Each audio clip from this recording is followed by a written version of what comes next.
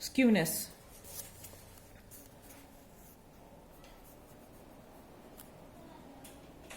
Skewness होती कब है? जब आपकी डिस्ट्रीब्यूशन सिमेट्रिकल नहीं रहती। अब व्हाट इज सिमेट्री? सबसे पहले हम सिमेट्री को डिस्कस कर लेते हैं।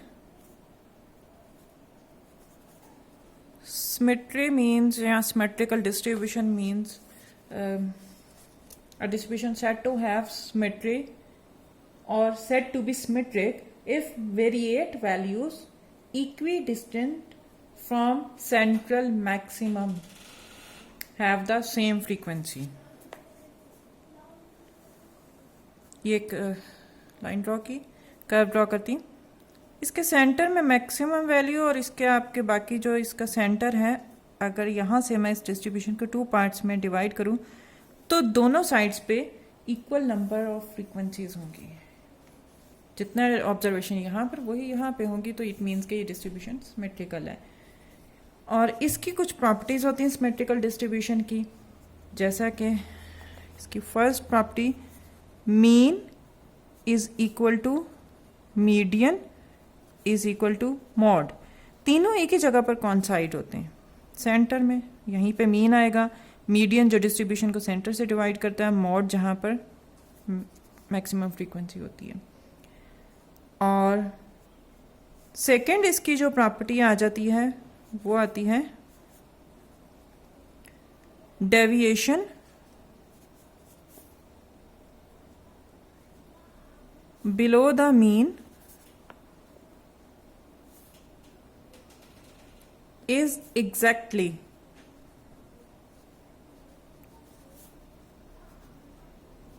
equal to the corresponding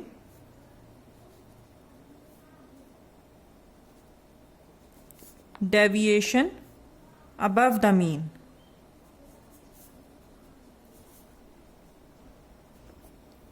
ठीक है। एंड थर्ड जो अभी हमने इससे पहले डिस्कस किया था, इससे पहले वाली वीडियो में, मूवमेंट रेशियो β1 या फिर B1 for population for sample is 0। Symmetrical distribution के लिए ये 0 होगा। And fourth one, left tail is equal to right tail। ये आपके लेफ्ट टेल है और यहां पर ये राइट टेल, ये भी दोनों इक्वल होंगी। ठीक हो गया। एंड फिफ्थ वन, शेप इसकी किस तरह की होगी? The distribution is bell shaped. ये अगर आप इसकी शेप देखें तो ये एक बेल की तरह शेप है, और जिसके सेंटर से हाफ करें दोनों साइड पे इक्वल सेम मिरर इमेज जिस तरह होता है। इसका जो डाटा होगा वो कुछ थोड़ा सा मैं आपको यहाँ पे फॉर एग्जांपल, या डिस्ट्रीब्यूशन में किस टाइप का डाटा होगा। अगर ये हम लेते हैं x और इसकी फ्रीक्वेंसी, ये मेरे पास कुछ वेरिएबल की वैल्यू है 2, 4, 6, 8, 10, 12, 14। अब इसके अगेंस्ट जो फ्रीक्वेंसी है वो है 2, 5, 7, 11, 7, 5, 2। अगर आप ये देखें, ये सेंटर से दोनों साइड पे above below and above same number of frequencies हैं। ठीक है, सेम फ्रीक्वेंसीज हैं। और अगर हम ये सेंटर से डेविएट करेंगे, जो अभी एक प्रॉपर्टी यहाँ पे डेविएशन वाली, deviation below mean is exactly equal to deviation above mean. अगर मैं यहाँ पे डी लूँ, वो आपके पास आ जाता है ना x-8। जब इसे डेविएट करूँ सेंटर से, सो वो मेरे पास ये 0, -2, -4, -6, यहाँ 2, 4, 6, ये भी इक्विडिस्टेंट है। ठीक है, सो ये सिमेट्रिकल था। अब अगर आपके डिस्ट्रीब्यूशन सिमेट्रिकल नहीं है तो वो स्क्यूनेस की तरफ चली जाती है, मीन्स कि उसका ये बेल शेप नहीं रहती। ठीक है, अब उसको हम डिस्कस कर लेते हैं स्क्यूनेस को। तो एक्चुअल में जो स्क्यूनेस की डेफिनेशन है लैक ऑफ सिमेट्री, जब डिस्ट्रीब्यूशन सिमेट्रिक नहीं है तो वहां पर वो आपके पास स्क्यूनेस आ जाती है। और इसमें आपके पास फिर एक और इसमें क्या होगा, सिमेट्रिकल थी तो मीन मीडियन और मॉड एक ही जगह पर आ रहा था, लेकिन जब सिमेट्रिकल नहीं होगी तो वो चेंज हो जाएगा, departs from symmetry, then mean median and mode are pulled apart, कि वो एक दूसरे से चेंज हो जाएंगे, उनके एक ही जगह पर कॉन्साइड नहीं रहेंगे, और एक टेल इसकी लॉन्गर हो जाएगी than other one. This is called asymmetry और स्क्यूनेस। अब मैं इसकी पहले कर्व ड्रॉ करती हूँ, फिर मैं बताती हूँ आपके पास। पॉजिटिव स्क्यूनेस भी होती है और नेगेटिव स्क्यूनेस भी होती है।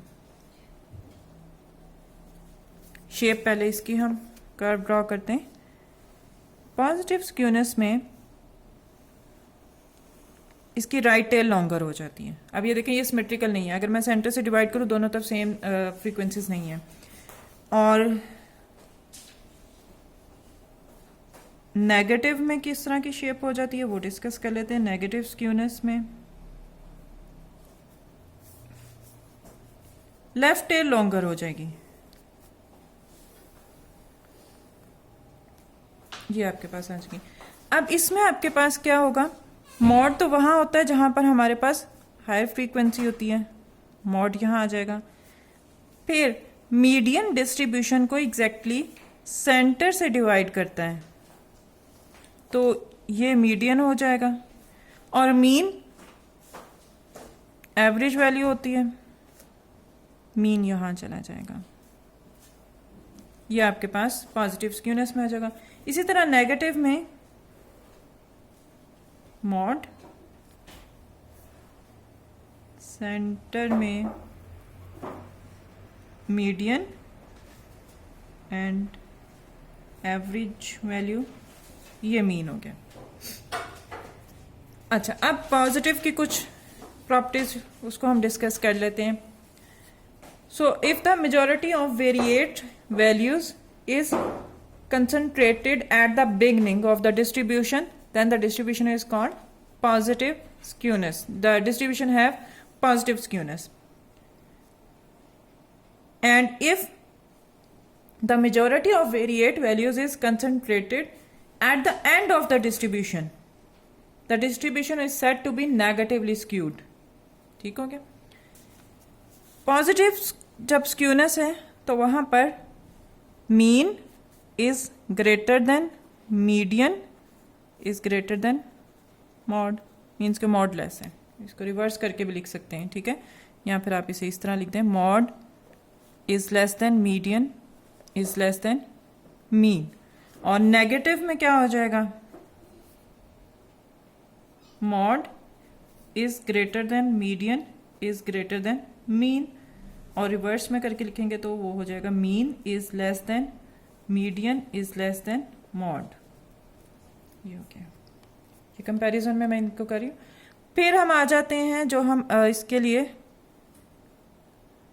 अगर आपके पास पॉजिटिवली स्क्यूड है तो वहां पर जो थर्ड मूवमेंट अबाउट मीन है, M3 या फिर μ3 फॉर पॉपुलेशन इज पॉजिटिव, ये पॉजिटिव होगा। अभी जैसे आपने एक एग्जांपल में देखा था कि हमारे पास M3 नेगेटिव भी आ सकता है, तो अगर पॉजिटिवली स्क्यूड है तो ये आंसर पॉजिटिव होगा, और अगर नेगेटिवली स्क्यूड है तो third movement about mean is negative,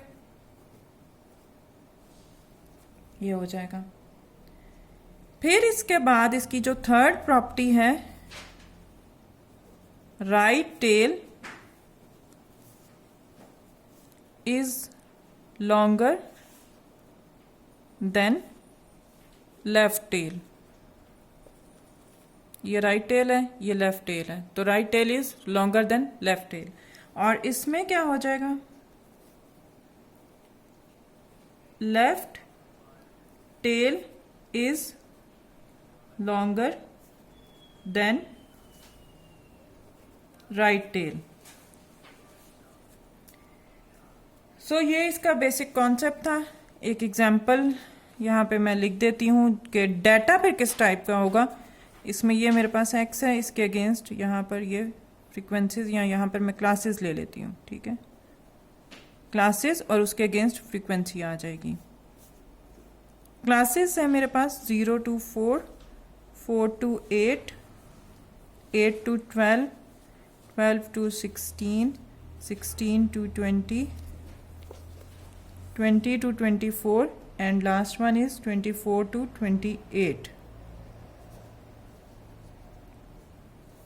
Majority of the variate concentrated beginning of the distribution.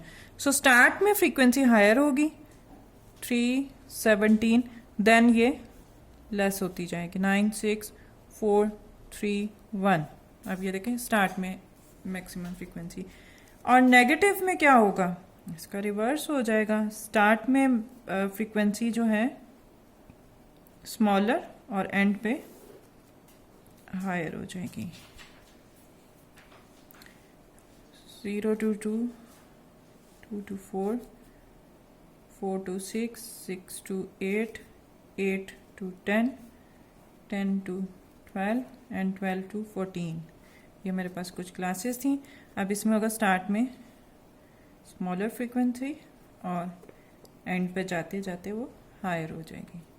सो ये आपके पास है स्क्यूनेस का कॉन्सेप्ट। अब आपने यहाँ पे तो ये कॉन्सेप्ट आ गया हमारे पास कि what is skewness. Find out कैसे करेंगे,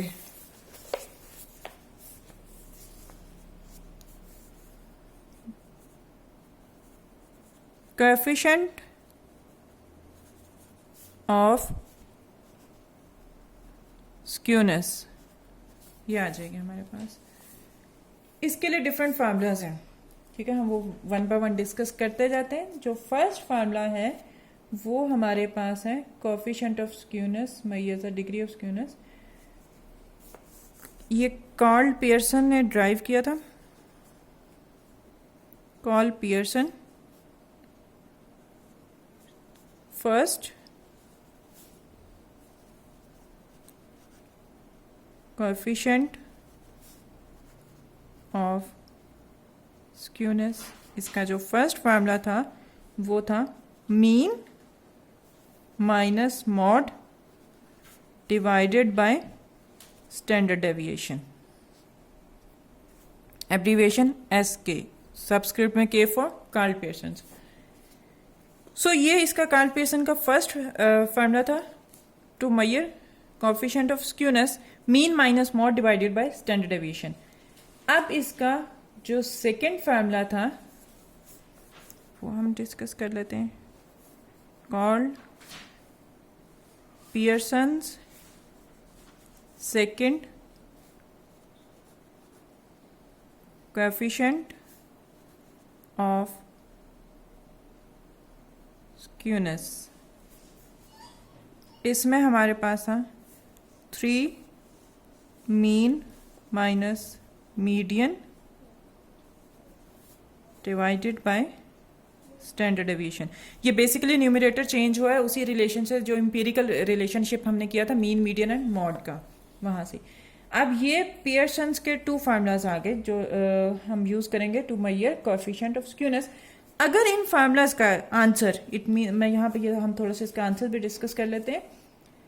अगर SK 0 की इक्वल है so it means distribution symmetrical है। If SK is less than 0, ये सिमेट्री के लिए है। If SK is less than 0 means के negative answer, so it means it is negatively skewed, and if SK is greater than 0, positive answer, so it means it is positively skewed.